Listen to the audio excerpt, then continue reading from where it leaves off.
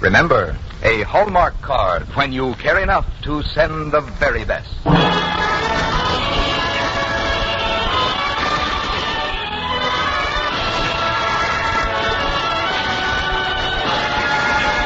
Tonight, from Hollywood, the makers of Hallmark greeting cards bring you Mr. James Hilton in Herta Pauley's The Story of Silent Night on the Hallmark Playhouse. Each week, Hallmark brings you outstanding stories chosen by one of the world's best-known authors, Mr. James Hilton.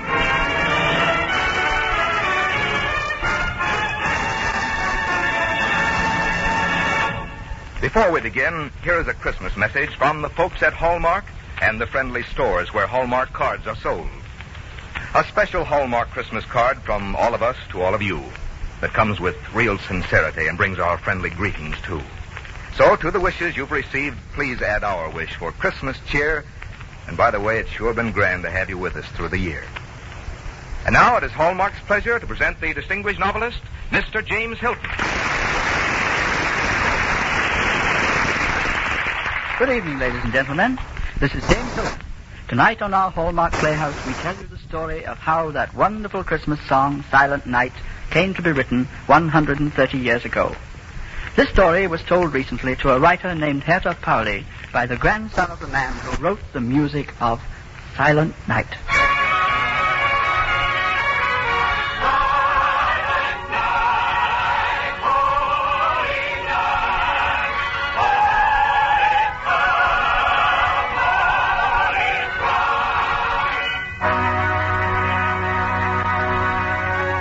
Christmas, the year of our Lord 1948. 1,948 years from the miracle of Bethlehem. Christmas, the birth date of the Prince of Peace. The birth date of hope and faith. The birth date of a miracle.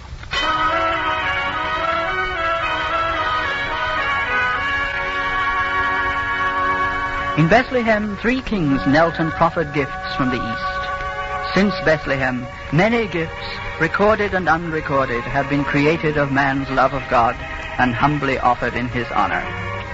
What you are to hear tonight will tell you of one such gift offered by 2 humble men 130 years ago this Christmas week. This, too, is the story of a miracle that was born one silent night. All is gone.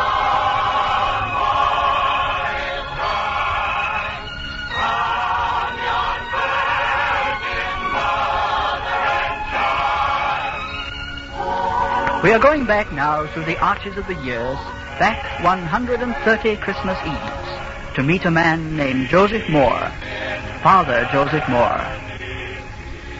Those voices you can just barely distinguish are all voices that have said Merry Christmas through the years. Their sentiment remains and lingers on the Christmas air like a blessing.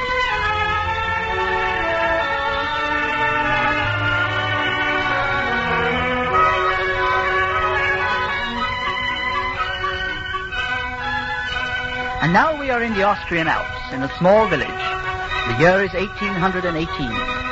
In the center of the town, near a swift-flowing stream, stands a whitewashed church with a tall, red-topped steeple.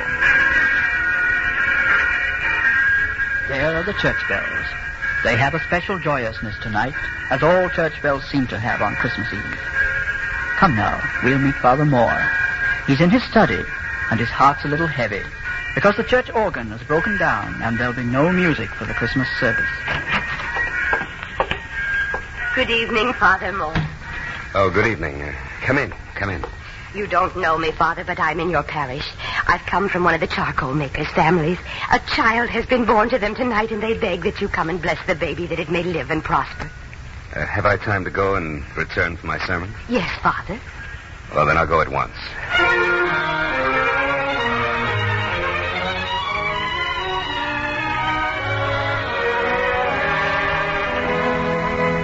And so it was that on Christmas Eve of the year 1818, Father Joseph Moore followed a woman up the rocky foothills of the Alps to a simple hut and blessed a baby on Christmas Eve.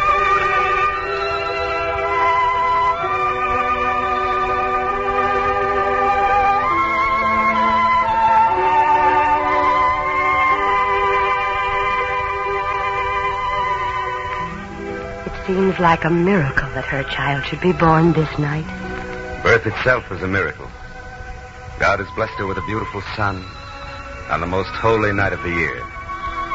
And God has blessed me by guiding me here.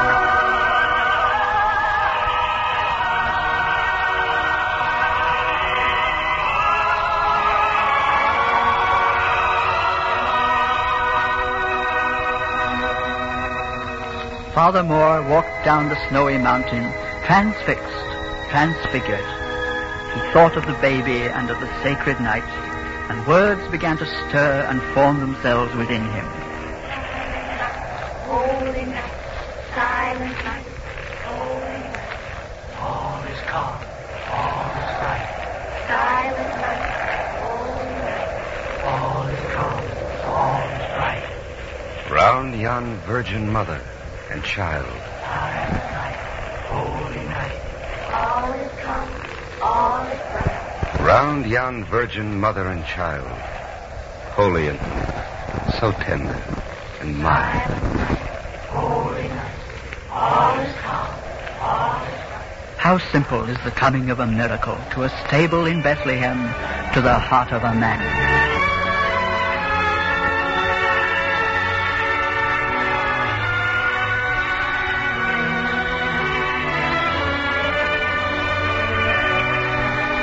After Father Moore had solemnized the Mass, he sat all night in his study, writing down the words that filled his heart.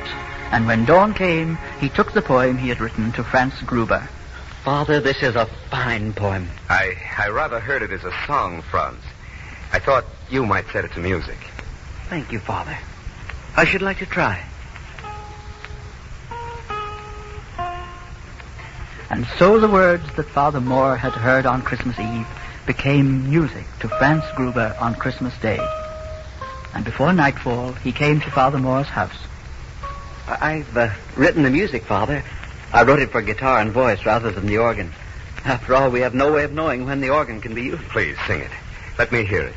Silent night, holy night, all is calm, all is bright, round yon Virgin Mother and child, holy infant so tender and mild, sleep in heavenly peace, sleep in heavenly peace.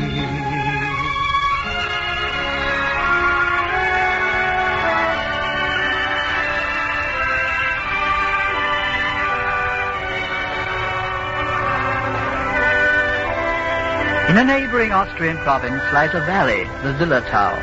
And from the Zillertal, a few days after Christmas, came the organ builder, Karl Mauracher. Well, now, Father Moore, Mr. Gruber, I think I have the organ in working order now.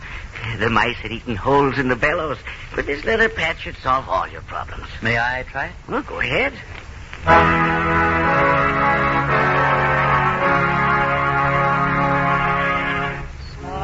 Silent night, holy night, all is calm, all is bright.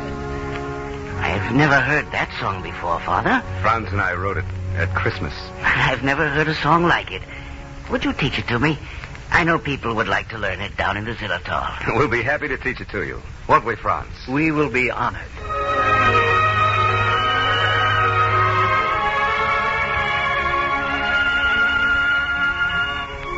And so the hymn that was born on Christmas night started its journey out into the wide world. Karl Mauracher took the song down into the Zillertal. Silent Night was on its way from a small church high in the Alps to the cathedrals of the earth.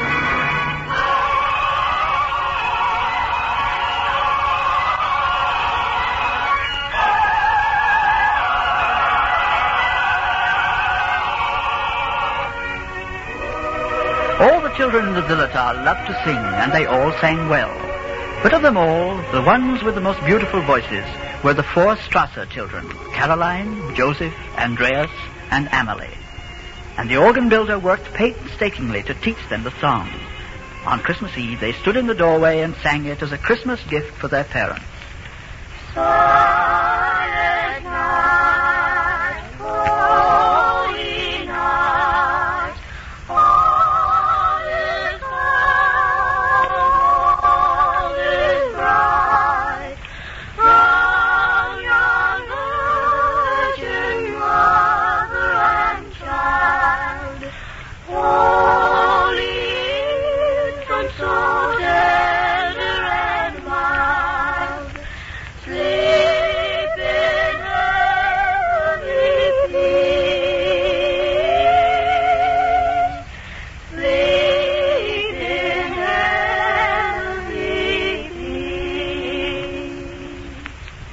Oh, what a wonderful Christmas gift. You sang that beautifully. I'm proud of you. The organ builder taught it to us. Thank you, Mr. Maraca. I hoped in the spring when Mr. Strasser takes the gloves to sell at the fair in Leipzig that perhaps he would find a way for you to sing the song there. Sing at the fair. We aren't good enough to do that.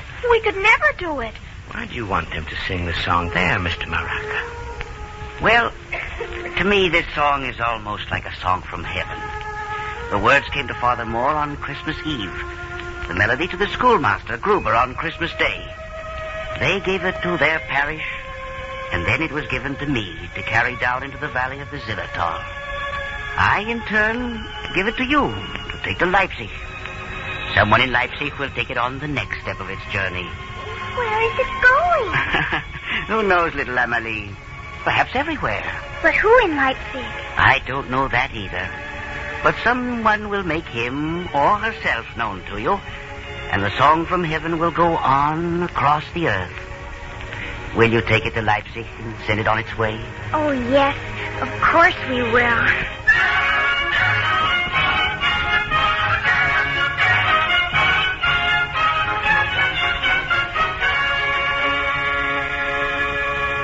Silent night, holy night, all is calm. Who are you children? They are my children, sir. I'm Strasser from the Zillertal. This is my glove stand. We're here at the fair to sell chamois gloves. Your children have beautiful voices, Mr. Strasser. Yes. They sing every afternoon, and the people stop to listen to them just as you saw today. And do they also buy the gloves? Yes, I think it helps business. In any case, it does not harm it. It was their song that caught my attention. The song, sir? Yes, I have never heard it before. My name is Polenz. I am the Director General of Music in the Kingdom of Saxony. The Director General of Music? Yes, I wanted to ask you children if you would care to appear at a concert one of these days. A concert? Oh, that would be terrible. I'm afraid they aren't experienced enough, Mr. Polenz. We must do it. We promised Mr. Morocco we've got to do it. It doesn't matter if we aren't good, as long as we sing it. We'll be happy to sing at a concert, Mr. Pollens. Well, we may not be happy, but we'll do it. Good. Next Tuesday, then, at the Gewandhaus, there will be an orchestra concert. Perhaps at the close of the concert, you will honor us with this song. The King and Queen will be there. The King and Queen.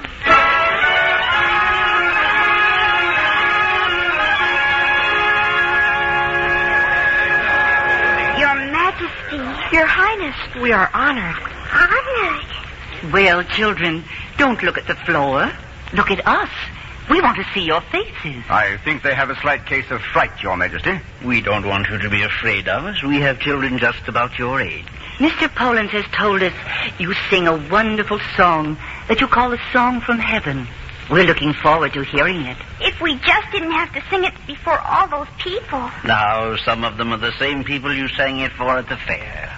Your Majesty, it's almost time for the concert to start. With your permission. Just close your eyes, children, and pretend you're singing at home. Silent night, holy night, all is calm, all is bright. smiled and listened, and listening with them was the director of the Berlin Cathedral Choir. It was he who heard the song in Leipzig and took it on the next step of its journey to Berlin and the court of the emperor.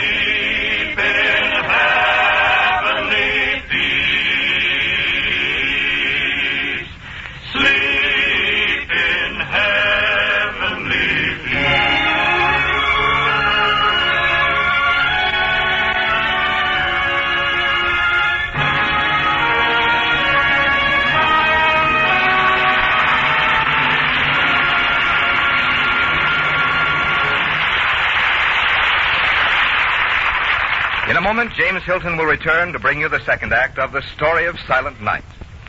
You've been so busy buying gifts for others, now let me tell you about a Christmas present for you from the friendly store where you find Hallmark greeting cards. It's a Hallmark date book. I have one in my hand now, and what a little beauty it is, from the colorful camellia on the cover to the last pink and white page in the book. It's just the right size to tuck away in your purse or keep beside your telephone, and so useful you'll always be referring to it. Just inside the cover, there's a place for your name and a list of important dates, like Easter and Mother's Day. Turn the page, and there's a calendar for January 1949, with a space beside each date for jotting down things to remember, social engagements, appointments, anniversaries. There's also room for names and addresses of people you'll want to remember during January. And so for every month of the year, right through to December. You'll find it especially valuable right now, because at the back of the book there's a place for your next year's Christmas card list. Room for names and addresses, and an easy way to mark Christmas cards sent and cards received. You'll find so many uses for this handy Hallmark date book. Why not get your copy right away? It's yours without obligation, a Christmas gift to you from the friendly store where you find Hallmark greeting cards. Now back to James Hilton and the second act of The Story of Silent Night.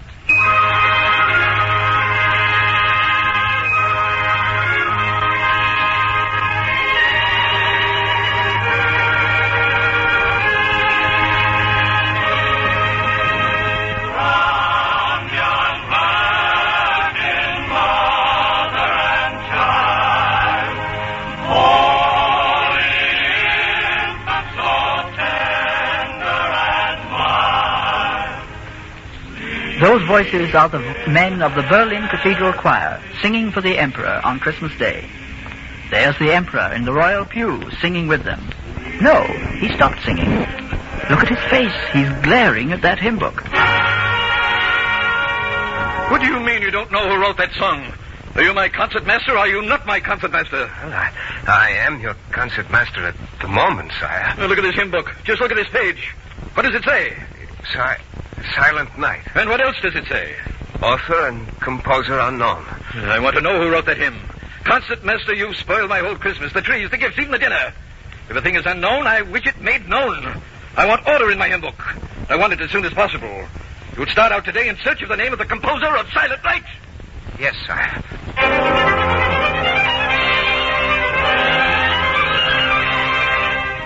And so it was that Concertmaster Ludwig Erck started out to trace the origin of Silent Night. He went to big cities, he went to small villages. He talked to the young, to the old. Long, worrisome months kept pace beside him. And at last, even though he knew what he had to face in the anger of the king, he knew he had to give up. He sat, alone and disconsolate, in a small village inn near the Austrian border. Will there be anything else, sir? No, that'll be all. Oh, hush. You don't like the bird's song, sir? The bird? I thought it was my own mind. But that's the song I've been hunting for. Who taught it to him? I don't know, sir. A traveler sold him to us. The man said he had bought the bird in Salzburg in St. Peter's Abbey. Salzburg? Well, then, I shall go to Salzburg.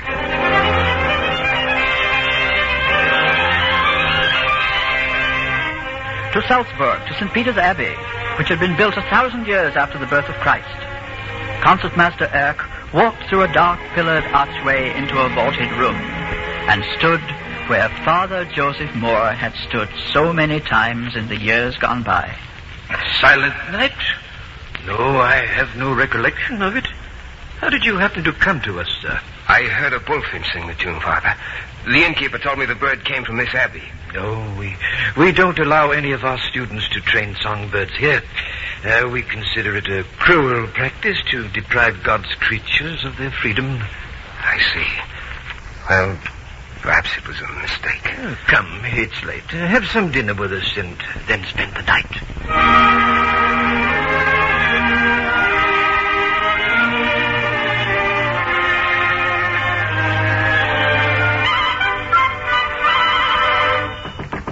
Yes? Oh, you're hurting my ear. Well, what is this? Come Ambrosius Pensteiner, the choir inspector here at the Abbey. And this is young Felix Gruber. Oh, my ear. I'm going to tell my father on you. I was told about your inquiries concerning the bullfinch. This young rascal trained him. You trained him? It didn't hurt the bird. Where did you learn that song that you taught him? The song? You heard the gentleman, the song. My father wrote it. Your father? Yes, sir. Where is your father? In the village of Helene. Helene? Mr. Pensteiner, do you think you could arrange for this boy to have a day or two off so I could go with him to Helene? Well, you'll have to talk to the abbot, but I'm sure it can be arranged.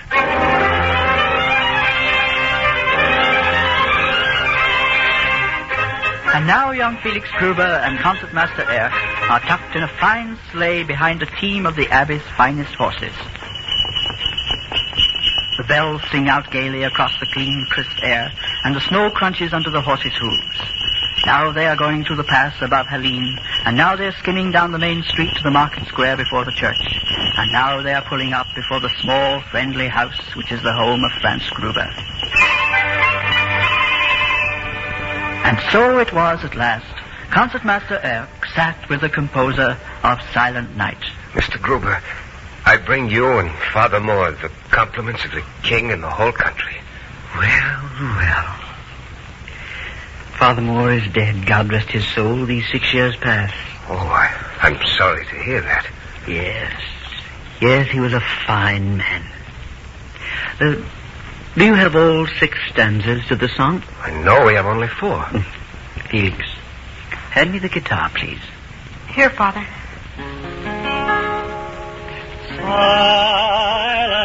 night, holy night, pouring forth all the might of our Father's love and grace, as Jesus holds in a brother's embrace all the nations of man, all the nations of man. And so the words and the facts are taken down, and above the music will be the names Gruber and Moore. Concertmaster Erk walks out to the snow after dinner, and as he walks, he looks up at the snow-covered Alps that Father Moore loved. And Franz Gruber watches him from the window and wishes regretfully that Father Joseph Moore had been here to see his song brought back in triumph to the village of Helene.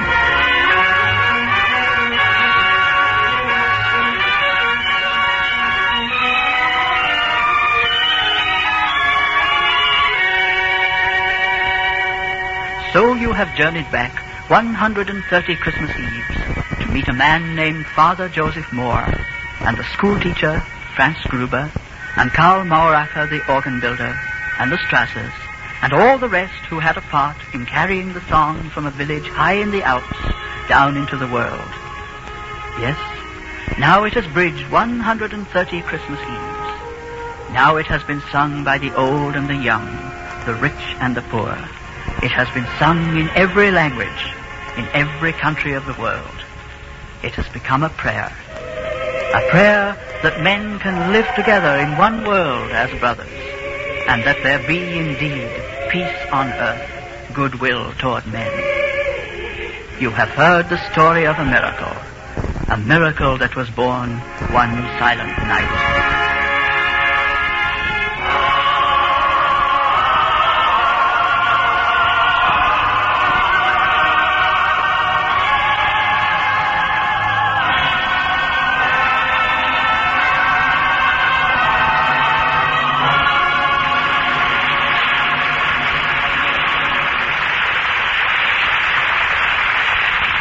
Before James Hilton returns to tell you about our story for next week, I'd like to tell you about Hallmark New Year's cards. They're as bright and gay as a New Year's party.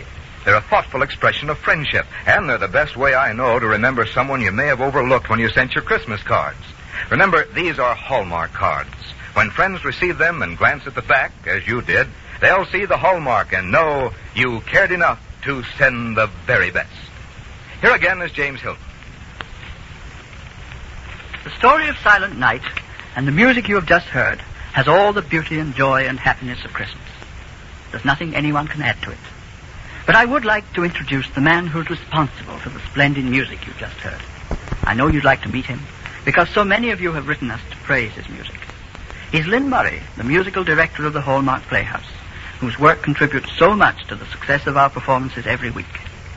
Lynn, I personally want to thank you, not only on my own behalf, but for all our Hallmark people everywhere, for helping to make our Playhouse musically outstanding.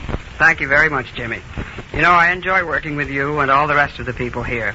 It's very satisfying to be with people who are always working toward perfection. But I suppose that's quite natural when you realize that our sponsors are the people who make Hallmark cards. You know, Jimmy, writing music for a dramatic presentation has a parallel to the making of greeting cards. In our work, we try to compose the exact music to fit the story that is being told, to underline every mood, character, and change of scene. And Hallmark greeting cards always seem to express the fitting sentiment for every occasion. And by the way, I want to ask our audience to be sure to listen next week when we will dramatize your own book, Lost Horizon, with one of Hollywood's finest actors, Herbert Marshall. And the following week, it'll be our pleasure to present Louis Baumfield's McLeod's Folly, starring Robert Young. And now, for all of us here in the Playhouse, for our director-producer, Dee Engelbach, for Jean Holloway, who dramatized tonight's story, for the Hallmark dealers whom you see in your own cities, for everyone who is proudly a member of the Hallmark family, we wish you, our friends, a very, very Merry Christmas. Until next Thursday, then, this is James Hilton saying good night. Look for Hallmark cards that are sold only in stores that have been carefully selected to give you expert and friendly service. Remember Hallmark cards when you care enough to send the very best. This is Frank Goss saying good night to you all until next week at the same time when James Hilton returns to present Herbert Marshall in Lost Horizon, and the following week McLeod's Folly starring Robert Young. This program came to you from the Hallmark Playhouse. This is CBS, the Columbia Broadcasting System.